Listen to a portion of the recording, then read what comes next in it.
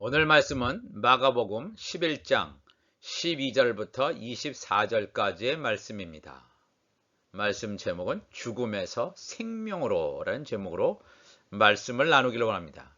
먼저 본문을 봉독해 드리겠습니다. 이튿날 그들이 베다니에서 나왔을 때에 예수께서 시장하신지라. 멀리서 잎사귀 있는 한 무화과 나무를 보시고 혹 그 나무에 무엇이 있을까 하여 가셨더니 가서 보신즉 잎사귀 외에 아무것도 없더라. 이는 무화과의 때가 아님이라.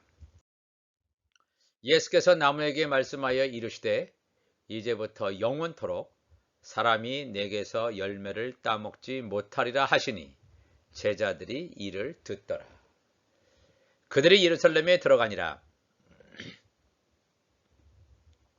예수께서 성전에 들어가사 성전 안에서 매매하는 자들을 내쫓으시며 돈 바꾼 자들의 상과 비둘기 파는 자들의 의자를 둘러 엎으시며 아무나 물건을 가지고 성전 안으로 지나다님을 허락하지 아니하시고 이에 가르쳐 이르시되 기록된 바 내 집은 만민이 기도하는 집이라 칭함을 받으리라고 하지 아니하였느냐.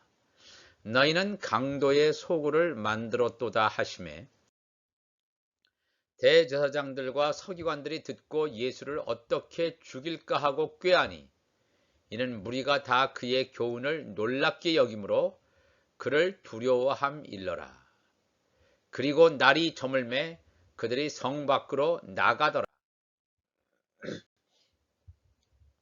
그들이 아침에 지나갈 때 무화과 나무가 뿌리채 마른 것을 보고 베드로가 생각이 나서 여짜오되 랍비여 보소서 저주하신 무화과 나무가 말랐나이다. 예수께서 그들에게 대답하여 이르시되 하나님을 믿으라. 내가 진실로 너희에게 이르노니 누구든지 이 산더러 들리어 바다에 던져지라 하며 그 말하는 것이 이루어질 줄 믿고 마음에 의심하지 아니하면 그대로 되리라. 그러므로 내가 너희에게 말하노니 무엇이든지 기도하고 구하는 것은 받은 줄로 믿으라. 그리하면 너희에게 그대로 되리라. 아멘. 우리 예수님께서 하나님께서 정하신 시간표에 따라서 십자가의 종착지인 예루살렘으로 가시는 중에 예루살렘에서 매우 가까운 베단이라는 곳에서 나오셨을 때 되어진 사건을 통해서 제사장 나라 백성으로 선택을 받은 이스라엘에 가는 길을 명확하게 보여주고 있습니다. 우리는 이 이스라엘을 보통 무화과 나무에 비유합니다. 인류의 조상 아담과 하와가 선악을 알게 하는 나무에서 선악과를 먹었을 때 선악의 분별의 기준이 정해져 있지 않았던 시절에는 그들이 벌거벗었지만 그것을 부끄러운 것으로 느끼지 못하였습니다. 그러나 선악과를 먹음으로 이 선악과라고 하는 것은 율법을 상징하는 것입니다. 율법이 있기 전에는 죄를 죄로 깨닫지 못합니다. 선악과 열매를 먹음으로 수치심을 느끼게 됩니다. 그래서 그들은 무화과 나무 잎으로 그들의 수치를 가리게 됩니다. 바로 이것이 아담과 하와가 제사장 나라 백성의 시작임을 알리는 표일 뿐만 아니라 땅에 속한 자들임을 증거하는 말씀이기 때문입니다. 첫 번째 아담, 땅에 속한 자입니다. 마지막 아담, 예수 그리스도, 하늘에 속한 자. 먼저 신령한 자가 아니라 땅에 속한 자가 먼저 오고 그 다음에 하늘에 속한 자가 오는 영적인 질서입니다. 예수님께서는 무화과 나무에서 열매를 기대할 수 있는 때가 아니었다는 것을 아셨습니다. 그런데도 불구하고 예수님께서 무화과 나무에서 열매를 구하는 굉장히 모순되는 행동을 거침없이 하십니다. 예수님께서 배가 고프셨다. 예수님께서 배가 고프신 이 말, 이런 것 때문에 이런 모순되는 행동을 정당화시키는 것처럼 성경은 기록되어져 있는데 사실 이 말씀의 깊은 의도는 무화과나무, 즉 율법 하에 있는 이스라엘의 영적인 상태를 고스란히 드러내시고 있는 것입니다. 또한 그들에 대한 미래적인 전망을 미리 보여주시기 위한 것입니다. 마가복음 11장 13절에 멀리서 잎사귀 있는 한 무화과 나무를 보시고 혹 그 나무에 무엇이 있을까 하여 가셨더니 가서 보신즉 잎사귀 외에 아무것도 없더라. 이는 무화과의 때가 아님이라 그랬습니다. 말씀드린 대로 무화과 때가 아닌데 예수님께서 무화과 나무로부터 열매를 구하셨다. 이 말씀은 뭐냐면 율법 하에 사람들인 하나님의 종들인 이스라엘 백성들, 제사장 나라 신분을 가지고 있는 이스라엘 백성들이 추수되는 시기는 분명히 속죄절입니다. 나팔절은 하나님의 자녀들이 추수되는 계절이라면 하나님의 종들인 율법하의 사람인 이스라엘 백성들은 속죄절기에 추수됩니다.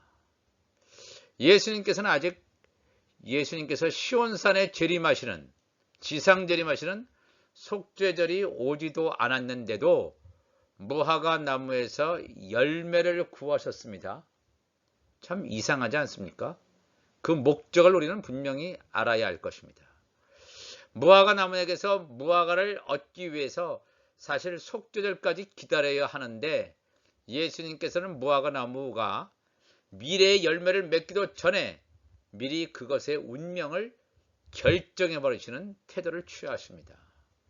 마가복음 11장 14절에 예수께서 나무에게 말씀하여 이르시되 이제부터 영원토록 사람이 내게서 열매를 따먹지 못하리라 하시니 제자들이 이를 듣더라 그랬습니다. 제자들은 물끄러미 예수님께서 무화과 나무를 저주하신 것을 매우 의아한 눈길로 쳐다볼 뿐 이것이 무슨 의미인지 도무지 알지 못했을 것입니다. 지금 무화과 열매가 없다고, 무화과 때가 아닌데 무화과 열매가 없다고 꼭 그토록 저주까지 하실 필요가 있었을까? 제자들은 그렇게 생각했을 것입니다. 제자들의 심경은 무척이나 복잡했을 것입니다. 왜 예수님께서 이러한 사건을 일으키셨을까?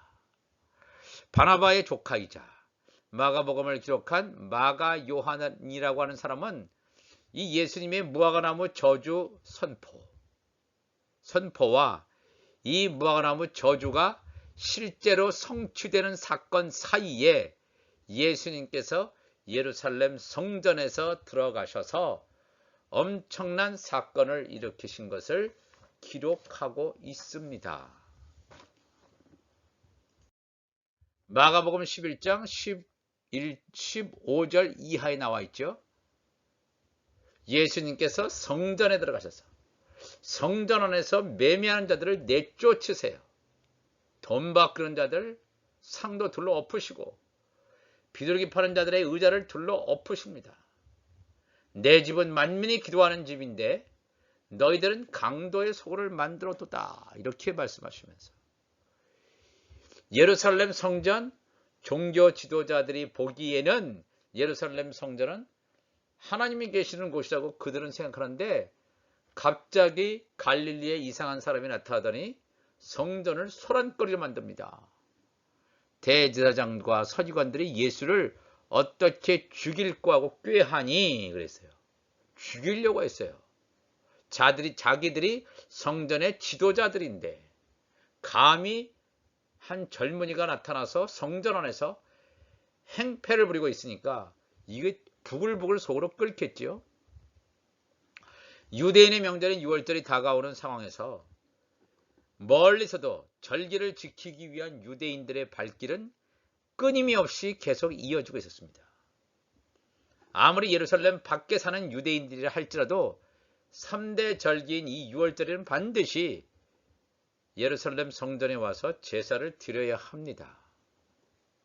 소나 양이든 염소든 먼 곳에서 이 제물들을 끌고 와서 흠도 없이 아프지도 않고 정결한 이 제물을 예루살렘 성전까지 끌고 오는 것은 사실상 불가능할 것입니다.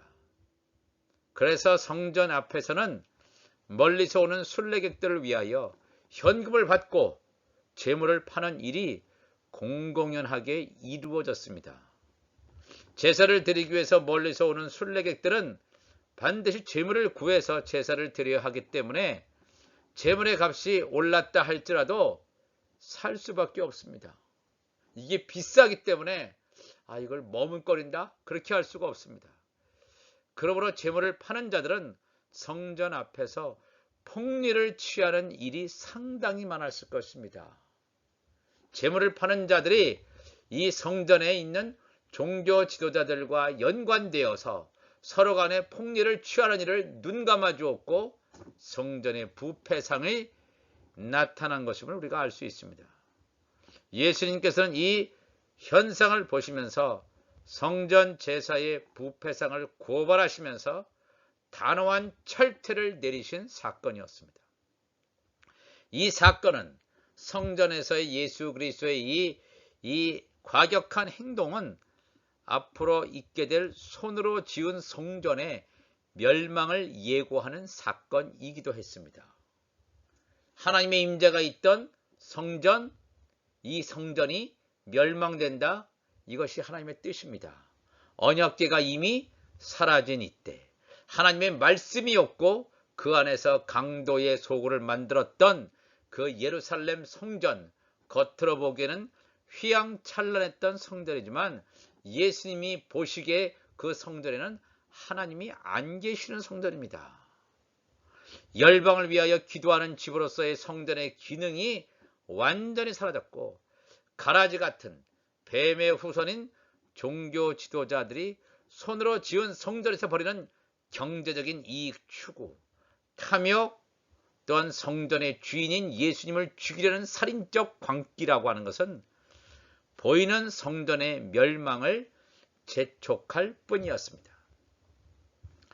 예수님께서 무화과나무를 저주하신 다음 날에 그 길을 지나가면서 무화과나무의 상태를 여실히 보여주게 됩니다. 베드로는 예수님께서 말씀하신 것이 현실적으로 이루어진 것을 보며 무척이나 놀라죠. 마가복음 11장 19절에 그리고 날이 저물매 그들이 성 밖으로 나가더라. 그들이 아침에 지나갈 때에 무화과나무가 뿌리채 마른 것을 보고 베드로가 생각이 나서 여짜오되 랍비여 보소서 저주하신 무화과나무가 말랐나이다.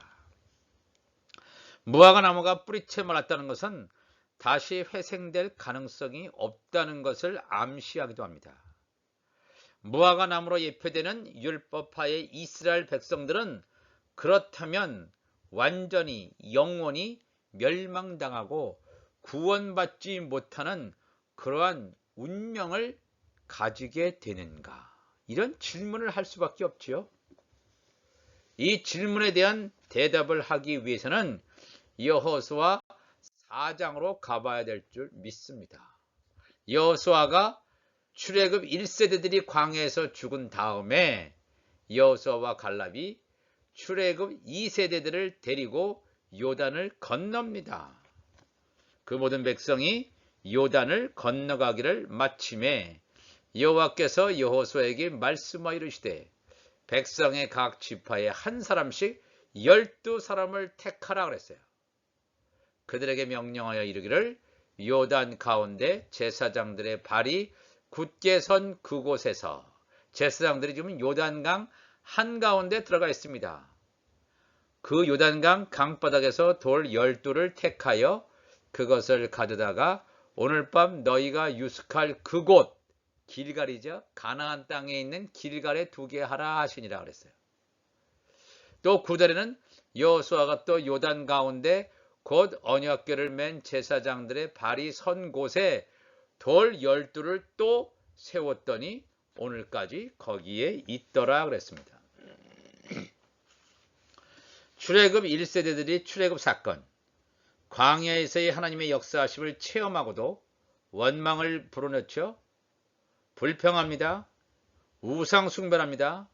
다 멸망당하여 요단강 바닥에 죽어있는 돌들처럼 놓여져 있었습니다.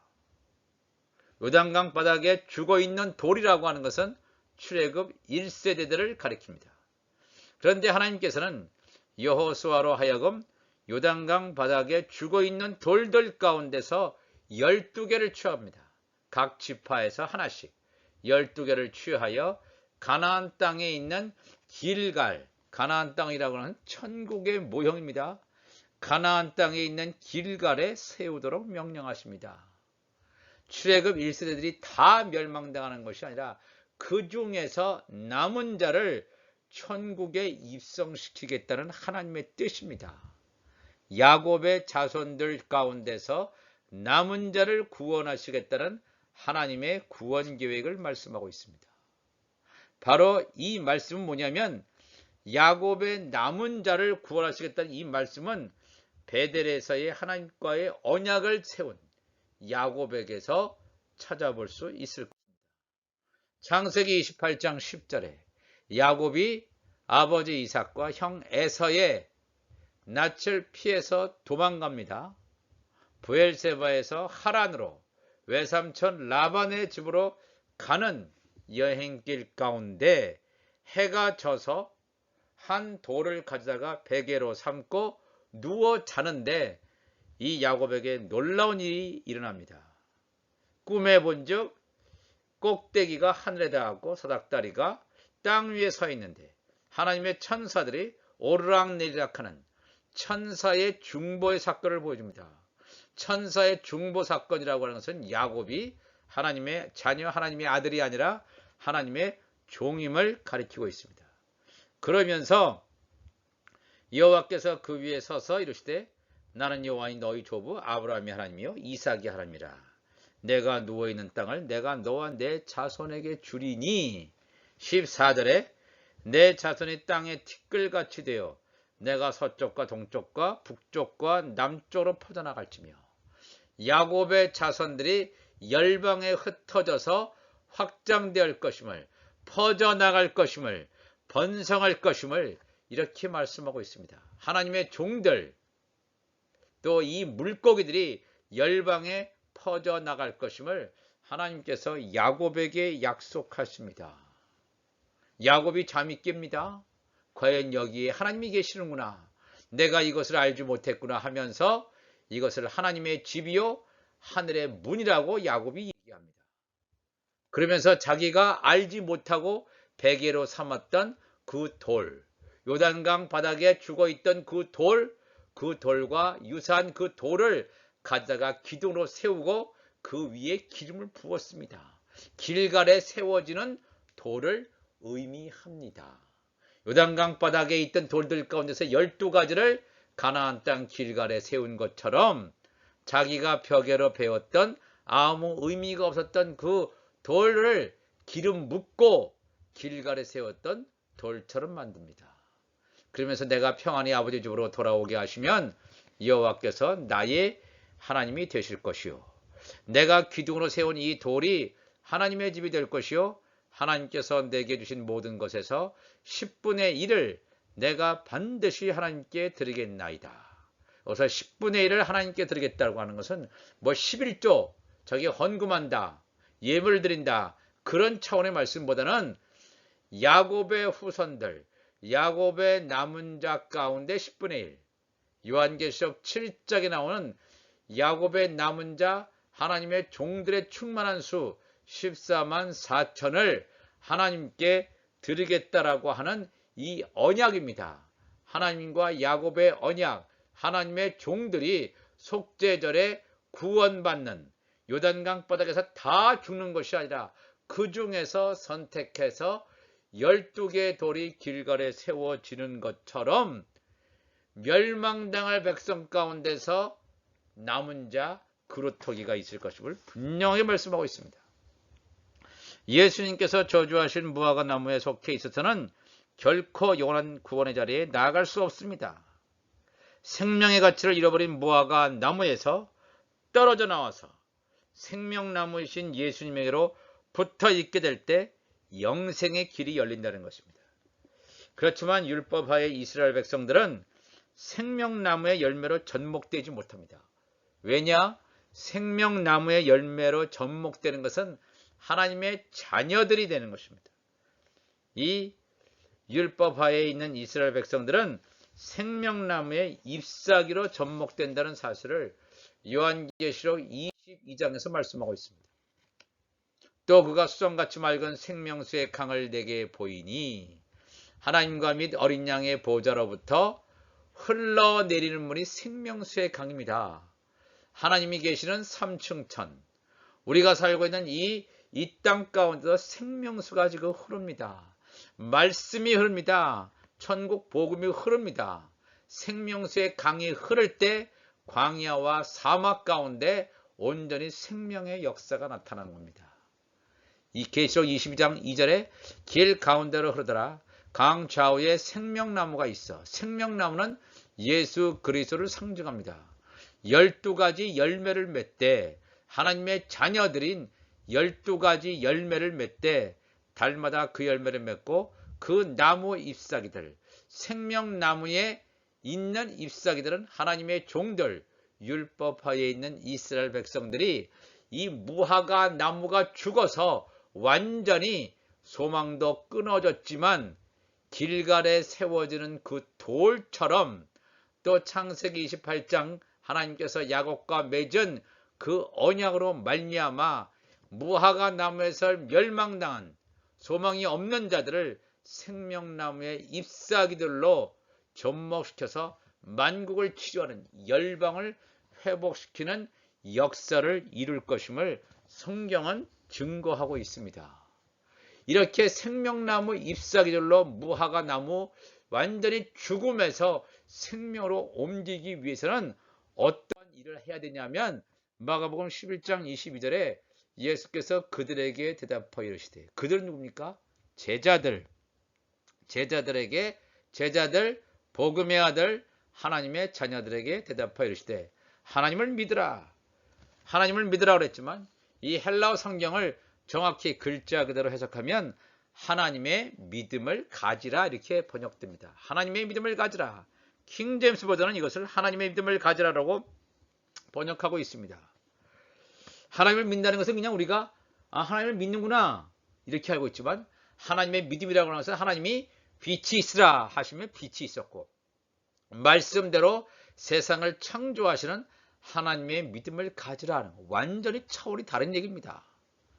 그러면서 예수님께서 제자들에게 내가 진실로 너에게 이르노니 누구든지 이 산더러 들려 바다에 던져지라 하며 그 말하는 것이 이루어질 줄 믿고 마음에 의심하지 아니하면 그대로 되리라. 그러므로 내가 너희에게 말하노니 무엇이든지 기도하고 구하는 것은 받은 줄로 믿으라. 그리하면 너희에게 그대로 되리라 그랬습니다. 기도하고 구하는 것은 받은 줄로 믿는다. 이것이 이루어지기 위해서는 성령 세례가 온전히 임해야 될 줄 믿습니다. 하나님의 믿음을 가지고 내 안에 있는 육이 다 벗겨지고 내 의가 사라지고 내 안에 하나님의 성전으로 세워지는 하나님의 자녀들만이 하나님의 믿음을 가지고 기도하고 구하는 것을 받는 놀라운 하나님의 역사가 있는 줄로 믿습니다. 요한복음 14장 12절에도 내가 진실로 너희에게 이르노니 나를 믿는 자는 내가 하는 일을 그도 할 것이요 또한 그보다 큰 일도 하리니. 예수님보다 큰 일도 하는 그 자는 하나님의 자녀들입니다. 하나님의 종들은 이러한 일을 할 수가 없습니다. 하나님의 자녀들에게 이러한 것을 할 수 있다고 주님 말씀하십니다. 내가 하는 일을 그도 할 것이요 또한 그보다 큰 일도 하리니 이는 내가 아버지께로 감이라. 너희가 내 이름으로 무엇을 구하든지 내가 행하리니 이는 아버지로 하여금 아들로 말미암아 영광을 받으시게 하려 함이라. 내 이름으로 무엇이든지 내게 구하면 내가 행하리라 그랬습니다. 이 놀라운 큰 일을 하기 위해서는 예수님이 가시고 성령께서 이 땅에 오셔서 우리 안에 성령으로 세례가 임하고 우리가 그리스도의 말씀으로 덧입혀줄 때 가능한 건 줄 믿습니다. 이렇게 할 때 하나님의 자녀들, 예수의 제자들, 복음의 아들들이 하나님의 믿음으로 감당할 때에 무화과 나무, 저주받은 무화과 나무가 생명나무 잎사귀로 접목되는 놀라운 일들이 일어난다는 사실을 우리가 기억해야 될 줄로 믿습니다. 이 말씀을 기억하시면서 하나님, 우리 안에 하나님의 말씀이 담겨짐으로 말미암아 예수님이 하시는 일, 뿐만 아니라 예수님이 하시는 일보다 더 큰 일, 마지막 날에 환난의 피난처를 예비하고 양식을 나눠주는 귀한 일을 감당하는 우리 모두가 될 수 있기를 예수 그리스도의 이름으로 축원합니다. 다 같이 기도하시겠습니다. 하나님 아버지 감사합니다. 오늘도 하나님 앞에 나왔습니다. 우리가 온전하게 주 하나님 앞에 우리의 삶을 나누기를 원합니다. 드리기를 원합니다. 우리의 사명을 깨달아 알게 하시고 죽음이 있는 곳에, 사막과 광야가 있는 곳에 생명수의 강을 낼 수 있도록 하나님의 역사해 주시고, 그러기 위해서 내가 하나님의 믿음으로 내 안에 생명수의 강이 넘쳐나야 할 줄로 믿사오니 성령께서 우리를 사로잡아 주시고 그런 하나님의 존재로 우리를 만들어 주시고 죄와 계시의 영을 주시고 성령의 기름 부으심이 충만할 수 있도록 인도하여 주옵소서. 우리 주님 감사하며 예수님의 이름으로 기도합나이다. 아멘.